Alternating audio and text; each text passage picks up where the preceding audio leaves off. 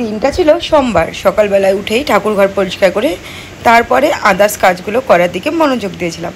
সবচেয়ে বড় কথা, আজকে ছিল উল্টো রথ। অনেকদিন পরে ব্লগটা পাবলিশ করছি, কিছু করার নেই। এই ব্লগগুলো না মানে জমে গিয়েছে, ঠিক মতন পাবলিশ করতে পারিনি। গাছে দেখুন ভর্তি ফুল ফুটেছে, খুব একটা আনন্দের বিষয়। Friends, good morning. আপনারা সবাই কেমন আছেন? আশা করি সবাই ভালো আছেন। কিচেন অফ চাঁদনি আটির নতুন ব্লগে আপনাদের সবাইকে স্বাগত। সকালবেলা উঠে ঠাকুরের ফুল টুল সব ঠাকুর ঘর গোছানো কমপ্লিট হয়ে গেছে। এখন পুজো করব। যেহেতু আজকে ফুল বাইরে থেকে কিনে এনেছি, সোমবার বলে, মানে সব ফুল তো ঘরে থাকে না, তো এতটা সাদা ফুল দিয়েছে যে আমার গাছটা ভরে আজকে সাদা ফুল ফুটেছে, ভরে আজকে লাল ফুল ফুটেছে, মানে সব গাছে এত ফুল ফুটেছে যে আমি সব ফুল তুললামই না, কিছুটা ফুল গাছে রেখে দিলাম। আমার মনটা জাস্ট আজকে হ্যাপি হয়ে গেল গাছের এত ফুল দেখে। তো ওই জন্য না কিছুটা তুললাম, যে কিছুটা ঠাকুরকে নিবেদন করবো, তাহলে তো সার্থক, আর কিছুটা রেখে দিলাম। যে চলুন সারাদিন কী করছি না করছি সবই আপনার সাথে শেয়ার করবো। আপনারা জানতে পারবেন যদি সঙ্গে থাকেন আর পাশে থাকেন। চলুন আপনাদের আশীর্বাদ আর ভালোবাসা নিয়ে আজকের দিনটা শুরু করা যাক। যেহেতু দিনটা সোমবার ছিল, আগেই বলেছি, সেই কারণে আমি তো উপাস রেখেছি। এবার খুব মন দিয়ে কিন্তু ঠাকুরকে ভোগ নিবেদন, ফুল নিবেদন করে, ঠাকুরকে পুজো দিয়ে, মহাদেবের পুজো করে, তারপর যেগুলো লাগবে না সেগুলো সব বাইরে বের করে দিয়ে তারপরে এখন ঠাকুরের কাছে আরতি করব। আর তার আগে কিন্তু আপনাদের সঙ্গে এই ভিডিওটা শেয়ার করেছি। এখন আরতি করব, আরতি করে ঠাকুরঘর থেকে বেরিয়ে যাব, ঠাকুরঘর বন্ধ করে। হাই ফ্রেন্ডস, তোমার পুজো টুজো সব কমপ্লিট হয়ে গেছে। আজকে টিকাটা এখনও দেইনি, দেবো। আর একটু নেহা গরম গরম চা বানিয়ে দিয়েছে, এই যে লাল চা, এটা এখন খাবো। আর বাইরে বৃষ্টিও চলে এলো, মারাত্মক বৃষ্টি হচ্ছে, এটা না যে বৃষ্টি পড়ছে, মেঘটা কিন্তু ভারী করেছে, বৃষ্টি আসবে এটাই। তো যাই হোক, পুজো টুজো হয়ে গেছে আমার। চলুন এরপর কী করছি না করছি তোমাদের সাথে শেয়ার করবো। তবে হ্যাঁ, আজকে রান্না করিনি, গতকালে ওই বেশি করে ভাত করে রেখেছিলাম আর ডিম বয়েল করে রেখেছিলাম, ওটাই গোবো পেট্রোলকে দিয়ে দেবো। আর নেহা মনে হয় একটু বাইরে থেকে খাওয়া দাওয়া করে দিতে, নিরামিষ।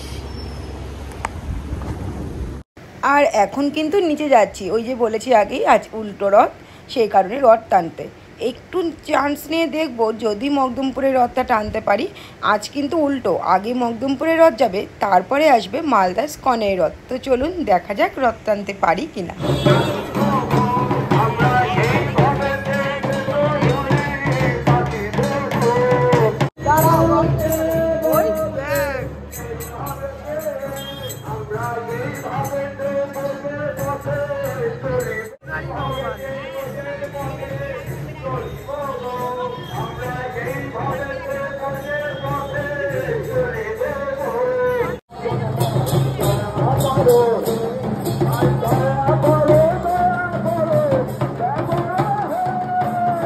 কথায় বলে না, ভক্তেরই ভগবান, ঠিক তাই। এত সুন্দর করে এত বয়স্ক মানুষগুলো কীর্তন করতে করতে নাচতে নাচতে যাচ্ছে, তাই মনে না ইচ্ছেটা একটু বেশি করেই জাগলো যে ভিড় হবেই, জানা কথাই। আপনাদের সাথে অলরেডি শেয়ার করেছি এই রথটাতে কতটা ভিড় হয়, কিন্তু জানেন তো শেষ পর্যন্ত কিন্তু রথের দড়িটা টানতে পেরেছিলাম। খুব ভালো লাগছিল রথের দড়ি টেনে, দেখছি অনেক বয়স্ক মানুষের রথ টানছে, সেই কারণেই আমিও কিন্তু সাহস পেয়েছিলাম। তারপরে নেহাকে নিয়ে যথারীতি কিন্তু আমি রথ টানতে পেরেছিলাম, এটাই সব থেকে বেশি আনন্দের বিষয় ছিল উল্টো রথে আমার। আর আকাশটা দেখুন কি সুন্দর লাগছে না দেখতে, খুব সুন্দর লাগছিল এই সময়টা, মানে আকাশ আর নিচে সবাই কীর্তন করতে করতে যাচ্ছে, সব মিলিয়ে এক অপূর্ব দৃশ্য ছিল।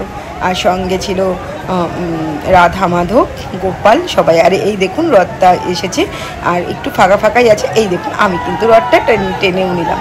আর স্নেহাকে বললাম, স্নেহাও একটু টেনে নিয়ে রথে ধরে প্রণাম করে নিল। তো চলুন, এইটা হচ্ছে মকদুমপুরের রথ ছিল, ততটাও ভিড় ছিল না, ততটা সোজা রথে ভিড় ছিল। তো যাই হোক, এবার ওপরে চলে যাব। আর এটা কিন্তু সন্ধেবেলা ছিল, দেখলাম একজন গোপালকে নিয়ে বেরিয়েছে, তো আমি একটু গোপালকে কোলে নিয়ে নিলাম। আর এই কোলে নেওয়াটা ছিল এক অদ্ভুত অনুভূতি, সত্যি খুব ভালো লেগেছিল। এখনও কিন্তু স্কনের রথ আসেনি, স্কনের রথ যাবে ওই 6:30 নাগাদ।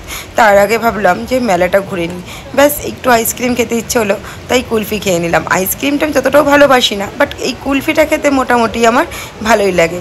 আর এখন কিন্তু অলরেডি স্কনের রথ প্রায় চলে এসেছে, তাই আমিও বাড়ির সামনে দাঁড়িয়ে গিয়েছি স্কনের রথ টানার জন্য। আর এই দেখুন অলরেডি কিন্তু স্কনের রথ চলেই আসলো।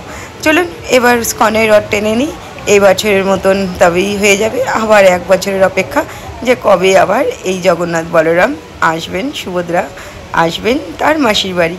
এই একটা বছর না, আমাদের দেখতে দেখতে কেটে যায়। কারণ এই রথটা যেহেতু আমাদের বাড়ির নিচেই সব হয়, মেলা টেলা, খুব আনন্দ করে থাকি এই রথ উৎসবটাকে।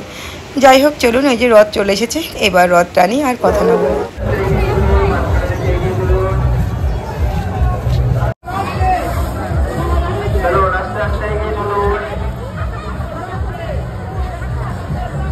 আস্তে তার আছে, উপরে তার আছে, দেখে চলুন, বেরিয়ে যাবে, চলুন বেরিয়ে যাবে।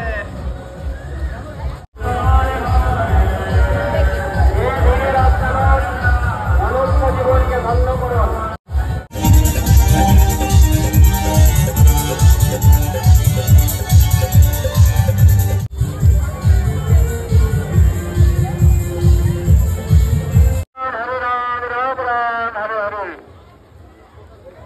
হাই ফ্রেন্ডস, তো আমাদের এবছরের মতো নেহা অনেক প্রসাদ কালেক্ট করেছে। এবার আমি উপাস আছি, তো আমি না তো আর মানে করিয়ে নিচ্ছে না। যাই হোক, রথ টানা হয়ে গেছে, সেই কখন নেমেছিলাম রথ আসবে করে।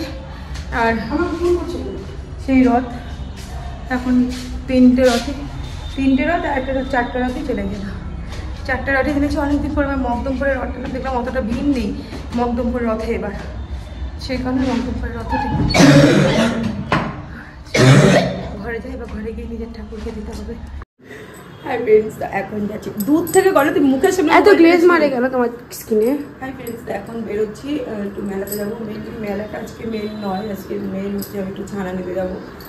একটু ছানা না খেলে আর হবে না, ছানা নেবো, প্লাস গোপো ছানা খাবে, নেহার খাবার নেবো, রুটি, এতে সব চলুন। একটা ব্যাগও নিয়ে নিয়েছি, এখন বেরোনো যাবে। মেলায় বেরিয়ে না প্রথমে একটু বাদাম ভাজা কিনে নিয়েছিলাম। বাদাম ভাজাগুলো খেতে খুব ভালো লাগে। আর তারপরে এখান থেকে একটু নিমকি ভাজা আর এই ছোটো ছোটো লাল মিষ্টিগুলো নিয়েছিলাম, এগুলো রথ স্পেশাল। আর তারপরে এখানে কানের নিতে এসেছিলাম। আর এই যেটা চুলে লাগানোটা নিয়েছিলাম, কিন্তু আমি এখন পর্যন্ত বুঝে উঠতে পারিনি এটা কী করে চুলে লাগাতে হবে। আর তারপর কিন্তু যে রাধা মাধব রথে ছিলেন ওনাদের প্রণাম করতে চলে এলাম, প্রণামী দিয়ে তারপর চলে গিয়েছিলাম ছানা মার্কেটে, কারণ পরের দিন মঙ্গলবার ছিল, তাই ছানা নিতে চলে গেছিলাম। আর এখন কিন্তু ছানা নিয়েও নিলাম, নিয়ে তারপর কিন্তু বাড়ি চলে যাব। আর বাড়ি যাওয়ার আগে আরেকটা কাজ করলাম, যে রথের দিন একটু গো সেবা দেওয়া যেতেই পারে, তাই এখানে যত গরুগুলো আছে সবাইকে খাই দিলাম। এই কুকুরটা পর এসেছিলো যখন আমার কাছে আর খাবার ছিল না, যথারীতি বাড়িতে এসে কিন্তু বাদাম ভাজাগুলো খাচ্ছি। চলুন আজকে ব্লগটা এখানেই শেষ করি। সবাই ভালো থাকবে, সুস্থ থাকবেন। আগামী দিন দেখাবে আবার একটা নতুন ভিডিও নিয়ে, ততক্ষণের জন্য টাটা।